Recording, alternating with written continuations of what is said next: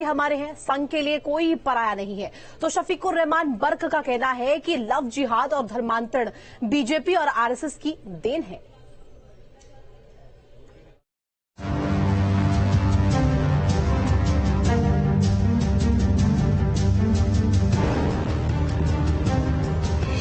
भागवत बर्क का मुस्लिम राह, भड़क उठी 24 की सियासी आग।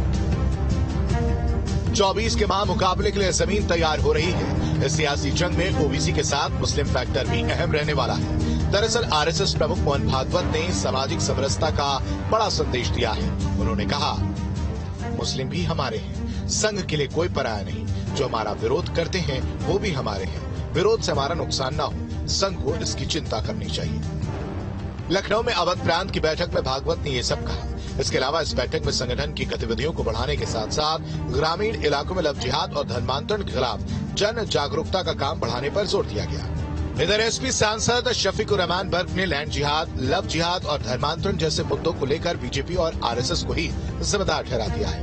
उन्होंने कहा कि हम नफरत का बीज बोएंगे तो हालात अलग होंगे। तो इस किस्म की नफरत हिंदू मुस्लिम और ये सारी नफरत नहीं थी। ये सब देन ये बीजेपी की तो है और इसकी आरएसएस की देन है ऐसे तो जी। तो आज ये जो कुछ भी हो रहा है मुल्क के अंदर या ये जो दहशतगर्दी फैली हुई है और जुल्म और ज्यादती हो रही है, तो क्या ये जायज है?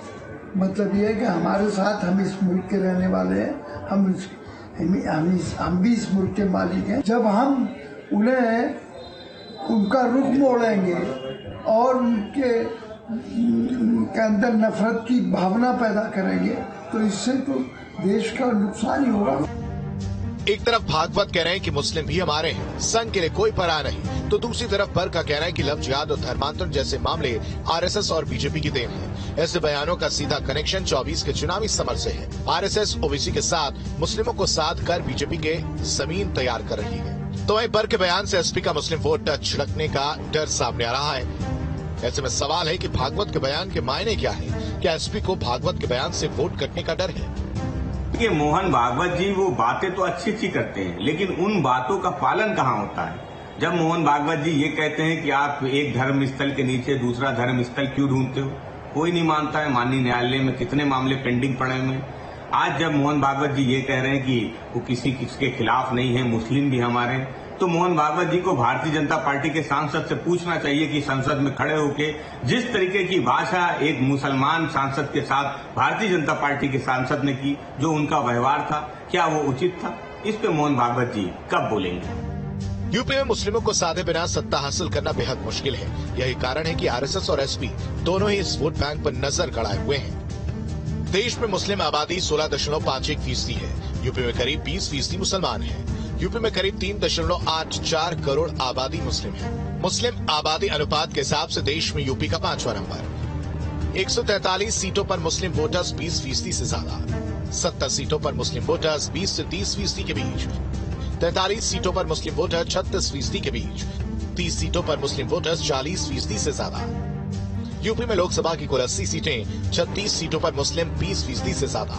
6 लोकसभा सीटों पर मुस्लिम आबादी 40 से 50%, 12 लोकसभा सीटों पर मुस्लिम आबादी 30 से 40%, 18 लोकसभा सीटों पर मुस्लिम आबादी 20 से 30% है।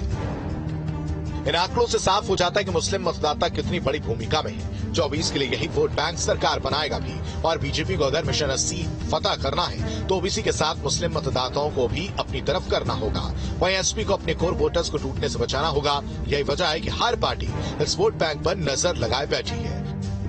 Team news state.